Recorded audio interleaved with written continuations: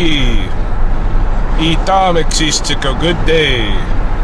It is coming on toward the afternoon of Thursday, my favorite day of the week, June 11th, 2020, in the latter part of the lunar cycle opus Tsiskit Satos, the flower moon.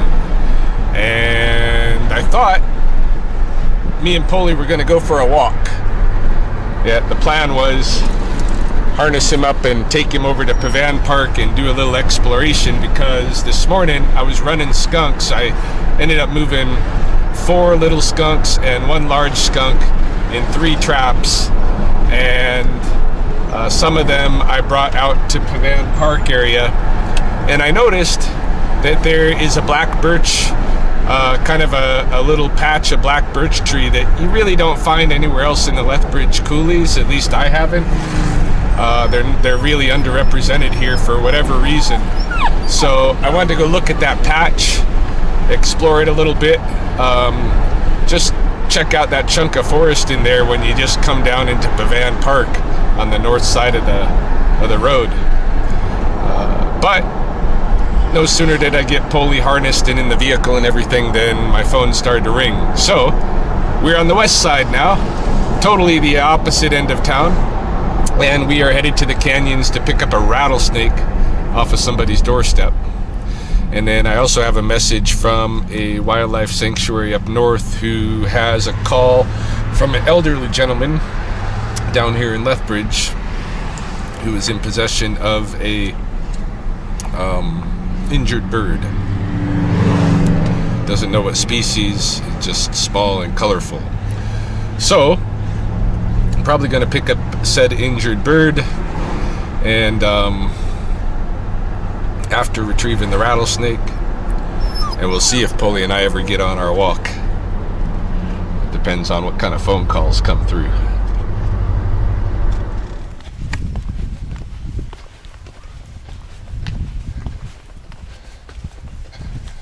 Oh yeah. Oh yeah. It's coiled up right by your front door.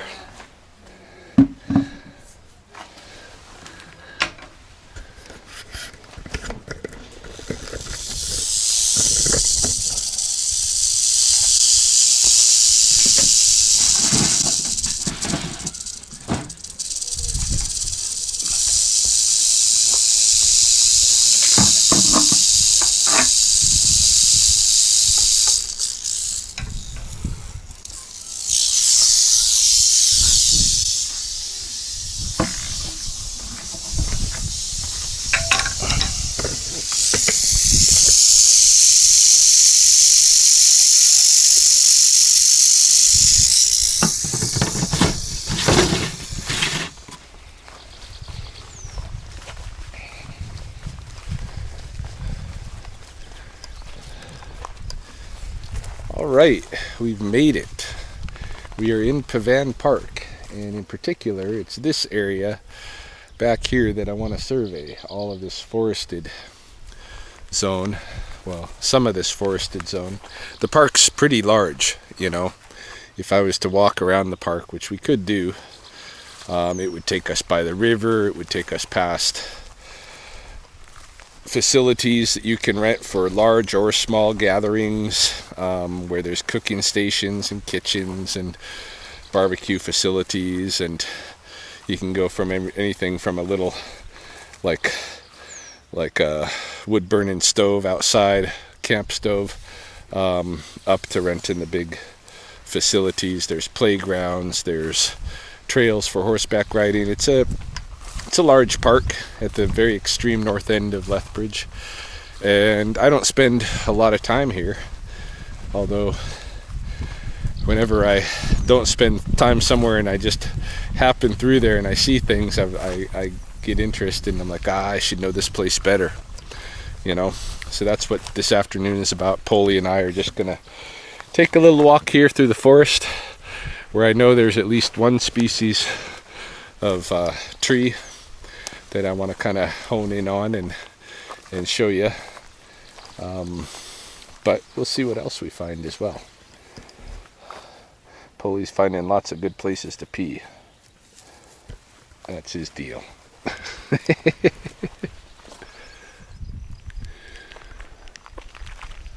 Should just note there's really nice thickets of chokecherry and Saskatoon all along the pathway here, and this is I've kind of hit onto a wider path that I think is a horseback trail for the most part, but kind of wandered through here this morning. I know there's going to be another cut through, more of a primitive trail in the forest. Those are the places I like to wander. Yeah, this is a real nice grove here. All of these Saskatoons and mostly chokecherries as usual, but there are some good Saskatoons here too.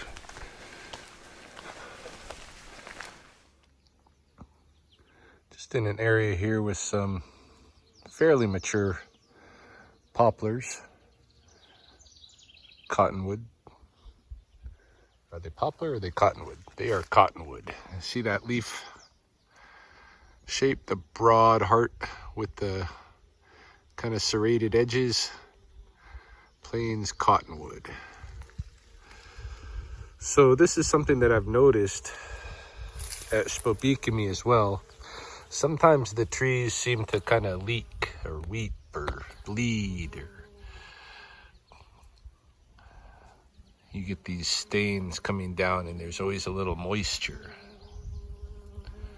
And I'm not sure what that moisture is, but obviously the bees really enjoy it. It could just be water. It could, I mean, it's probably a little bit of a sugary water, right? It might not be exactly sap. Let's see.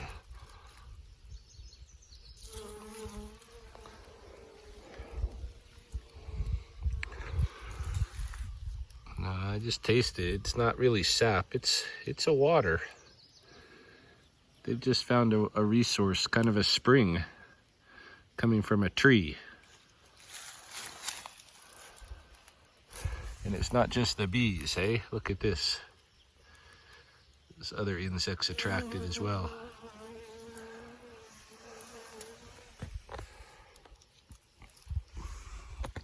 Sorry, keep zooming in and out, but I just noticed. I want to show you some of the other species. Oh, well. What are you kicking at over here? You ready to go? Some of the chokecherries get infected with this disease. I don't know what it is, but it creates this phenomenon with the leaves. I don't know if it's a parasite really, or if it's a fungi, or if it's a disease, but something happens to some of the chokecherries like this. And my students, my phenology students, ask me what's going on with that, and I'm embarrassed after, these years of study that I don't have a response for them other than I don't know. It's one of those things in the forest. If anybody has the answer to that one, what exactly that is, let me know. Just noticing, what plants are growing here. There's lots of currants, hey, that are just cropping up kind of low. Of course, we got skunk brush. We've got leafy spurge, the yellow. We have milkweed, showy milkweed. What is this one? That I think is a vetch as well, or a spurge, sorry, not vetch, spurge. The leafy spurge. Oh, and here we're starting to get into what I wanted to see. I noticed strolling through this morning, just briefly, that there were stands of black birch. And I'll figure out what the Blackfoot name is for this plant. But let me show it to you first and talk about it a little bit. So black birch, is this dark brown colored, but with the classic kind of birch markings on along the bark. And it is, a native plant to the river valley here, Old Man River Valley in Lethbridge, Alberta. There are Blackfoot stories about it. It is involved in the story of Napi and the Gophers. And I'll just cut to the part with this particular plant. Napi had burnt his own asshole with a coal on the end of a stem of silverberry, and he called on the wind to cool his ass. He put his ass in the air, bent over, put his ass in the air, called on the wind to help him, and the wind came stronger at his request until he was blowing around. And then there's some whitetails. They didn't like Napi's story.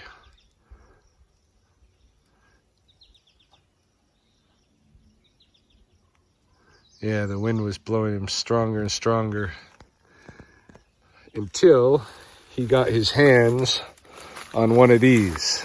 Okay, he grabbed hold of the branch of one of these trees and hung on to it in the wind, and he was, waving like a towel in the wind, like a flag, and the wind died down. And when it died down and everything was all said and done and over, Napi got mad, and he started, accusing this tree of spoiling his fun. He was getting thrown around by the wind, and it was kind of fun, at least there was something going on. So he took out his knife and he slashed the bark, and that's why it has these slash marks. But for the fact that it was,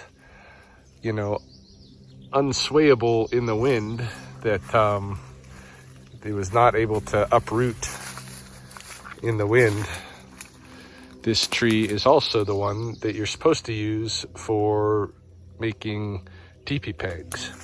And a lot of people don't know that, okay? A lot of people are using Saskatoon, which is an inappropriate use of Saskatoon plant. It's a plant that's really important because of the berries. And so, this Saskatoon plant, there are purposes when you might cut it, but that is not for teepee pegs. Often it's using the Saskatoon as part of an offering, or as for incense tongs or something like this. It's always playing a very sacred role. But the teepee pegs come from this. Okay. And I wanted to inspect these groves. These ones look pretty old, and I don't see any new shoots, hardly. It's like one here. But if I was looking at a rattlesnake community, for instance, I'd know that it was healthy if it had members that were very young and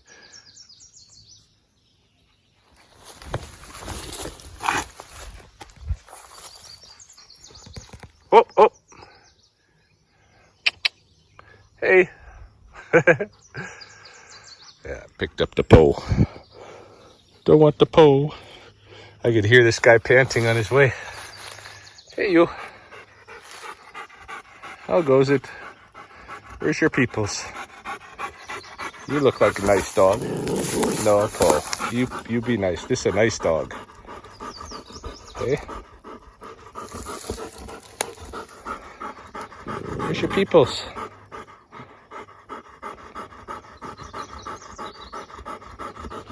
They're coming, huh?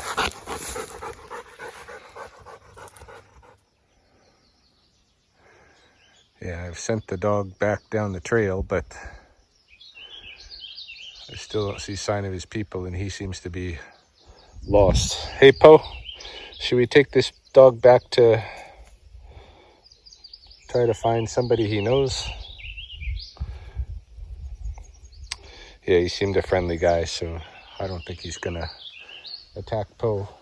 I was a little bit concerned about that. Anyway, where was I with this? Important tree for teepee pegs. And yeah, if I was looking at this stand, I think that's what I was talking about. As a snake family, I would tell if it's healthy because I would see older trunks and younger trunks and, you know, the little sapling trunks. But these look unhealthy, hey? These look unhealthy. They look like it's an older stand, and for whatever reason, young ones have not been growing. So, I don't know. I want to walk through here further and see if there's more of these. Like this. Hey, this is just like the dead shell of one. And I'm not sure. They might require, you know, more regular flooding than occurs here. And that may be the reason why we don't see these trees as often in town as I think we should. Because if you go along the rivers on the Blood Reserve, you find these trees in healthy populations where there are young and old trunks. And these look very old. All of these are just, you know, in their senior years of tree life. So, see what else we come upon here.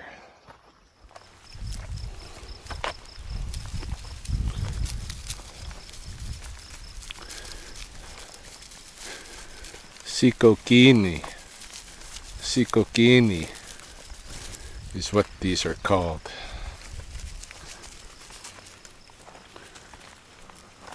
Or sikokines. The black birch. It's also saying black something in the Blackfoot language. But I don't know what exactly it's saying is black. See in the air, we have some of the first seed of the cottonwood trees coming down. And coinciding with that, we should be able to find the little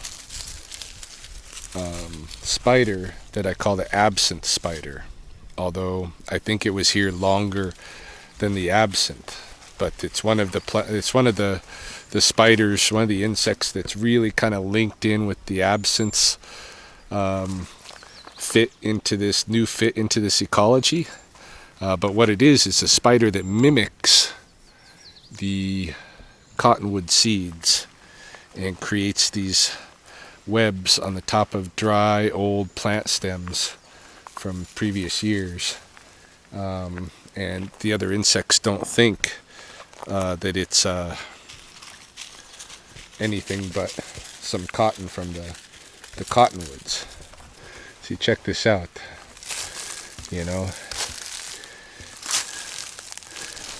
all of this right here, none of this is cotton from the cottonwoods. This is all made by that little spider. Okay, I'll probably pull out the iPhone and show you with that how it looks. Let's get some other. Oh yeah, there's tons of examples here. Tons of examples. Check it out.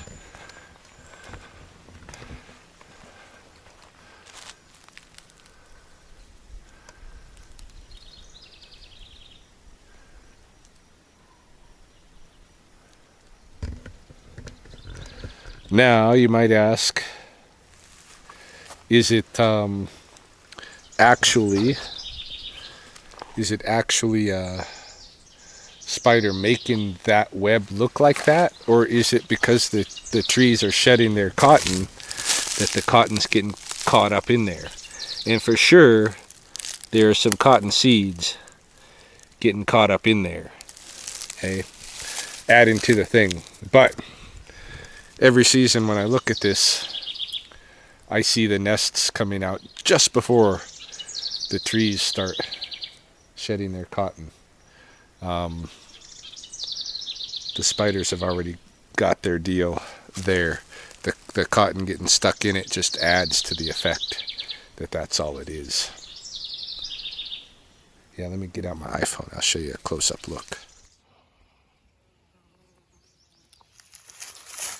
All right, we'll just see if we can find the actual spider.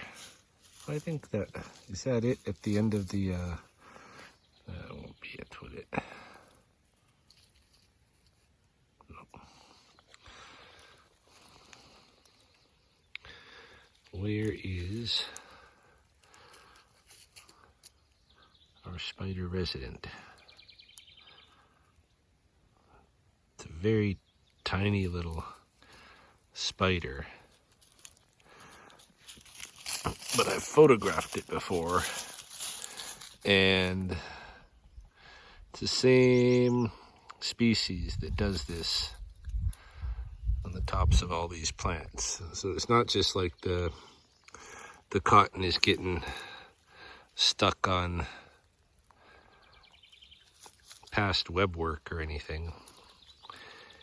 There really is a spider inhabitant here who makes this, I think, specifically timed with the cottonwood. It's one of those nature miracles. Anyhow, maybe I'll post an old pic with this to show you what the spider actually looks like, but it's that time.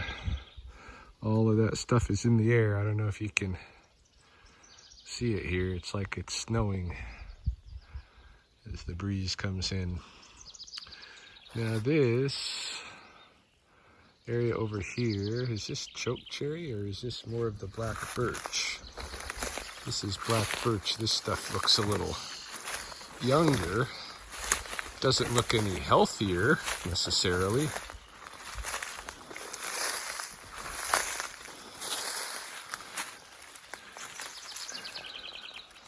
Yeah, this is black birch in here, and some of it has some younger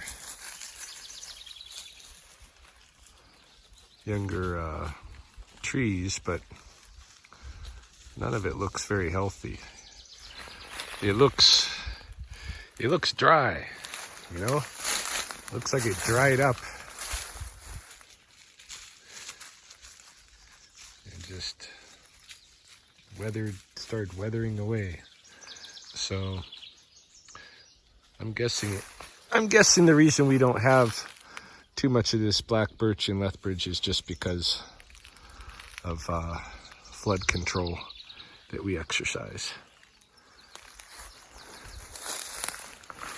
Too bad, because I'd like to see the ecology around that as well, since it is a regular native to our environment that is supposed to be here in some regular abundance, you know. That's one of the things studying out here. My friend, late friend Narcissus Blood used to tell us, try to be aware of the absences, you know, not only what you see, but what don't you see. And one of the things you don't see a lot of in Lethbridge is the black birch that's supposed to be here.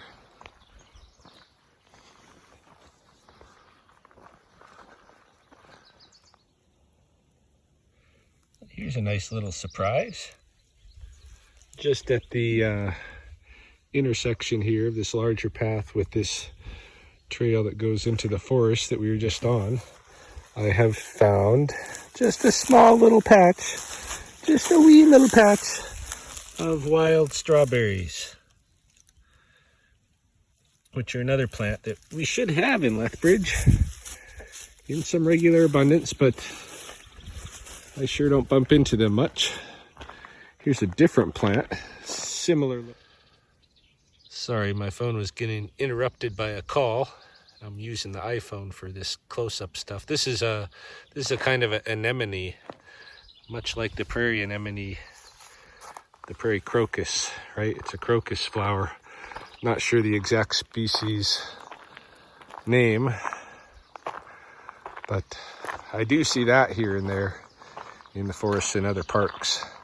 Not so much wild strawberries though. Definitely not black birch, so that's kind of cool. Some different resources out here. All right, I better go check my voicemail, see what that phone call was about.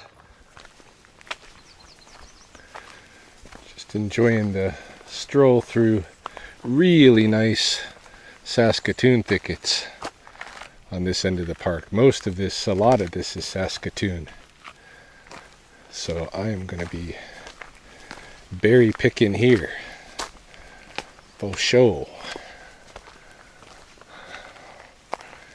Yeah, a lot of this is Saskatoons. Right on.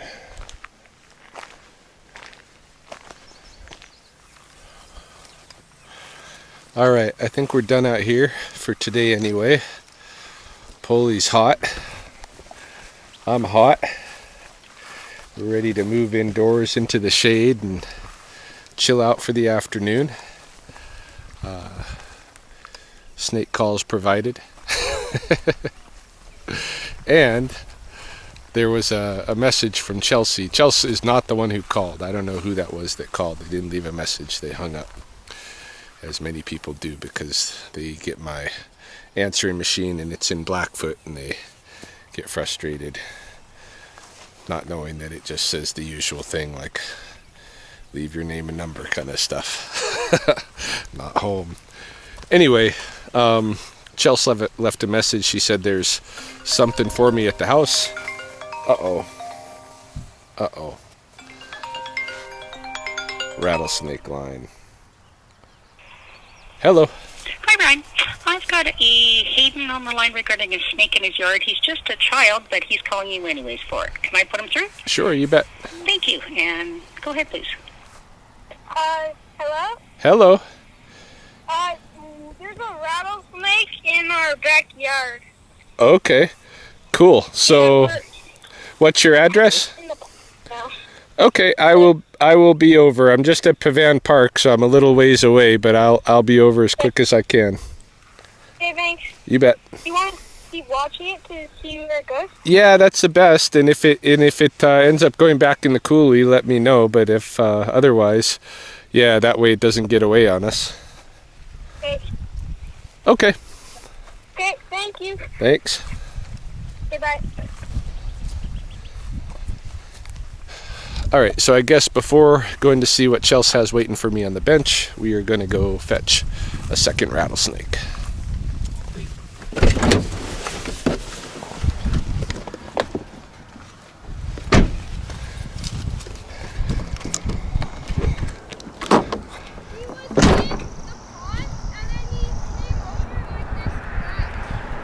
Okay.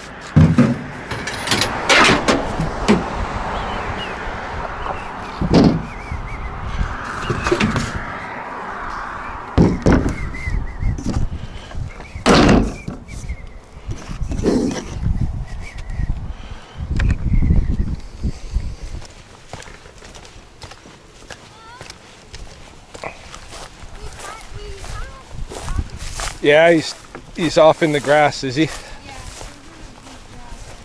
All right, I'll poke around a little bit. Yeah. He should be pretty deep in now, so it's probably like... Okay. Let's see what we can do here.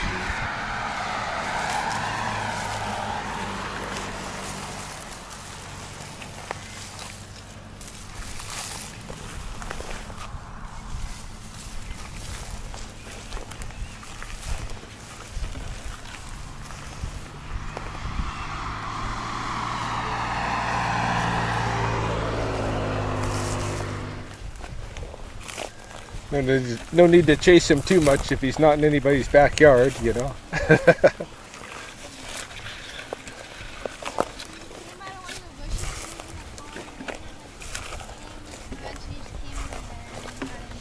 Yeah.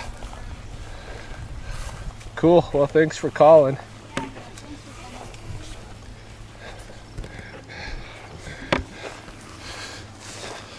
going to quickly check up here along this fence line. This is where there was the garden netting issue, and I want to see whether the issue's been dealt with. I did talk to the resident. He said that the way he'd installed it, he thought he had installed it all high enough up off the ground to avoid the snakes.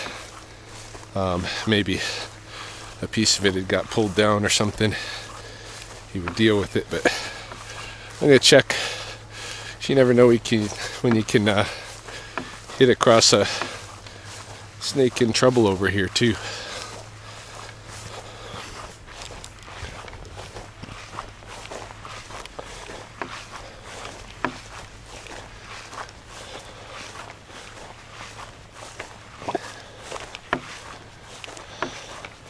Oh yeah, no netting here.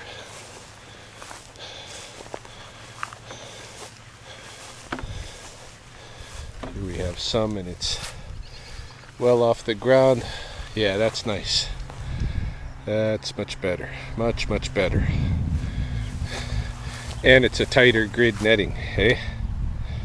Yeah, okay. Yeah. He has fixed stuff up. I'm happy. Not going to get called back there for another snake. All right. So, see if we can get back home and find out what's going on the bench. To the other side of Lethbridge. Way over there and beyond.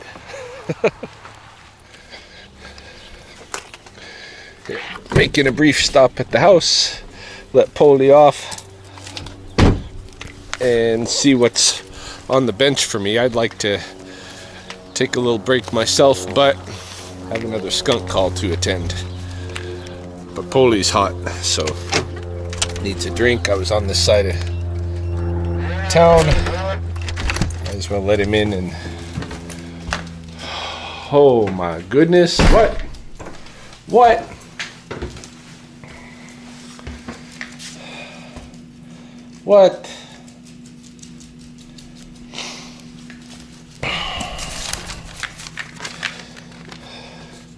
Happy early Father's Day. Enjoy. Love you.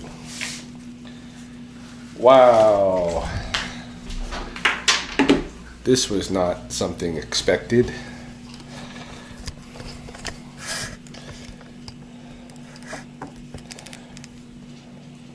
See if I can get this. I need this camera to stay here. Oh my goodness.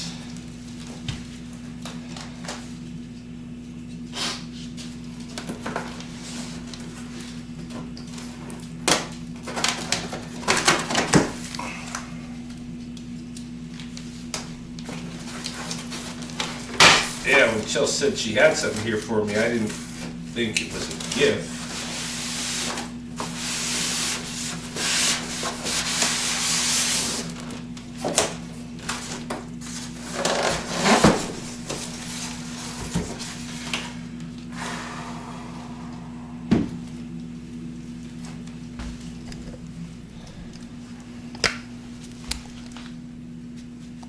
I almost want to cry.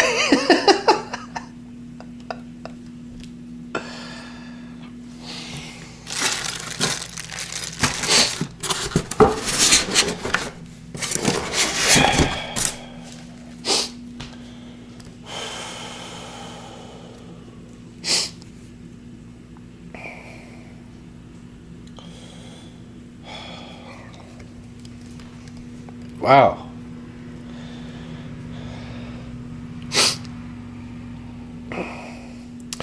That was not expected.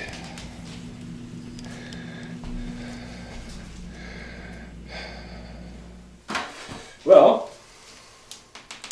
I'll have to put it together and get some arrows and head over to Tom's over the weekend here and give it some test firing.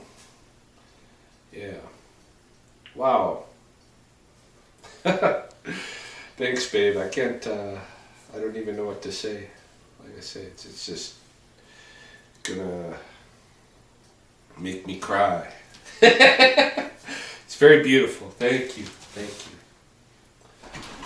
Wow. All right. Go fetch one more skunk and maybe that'll be the it for the day.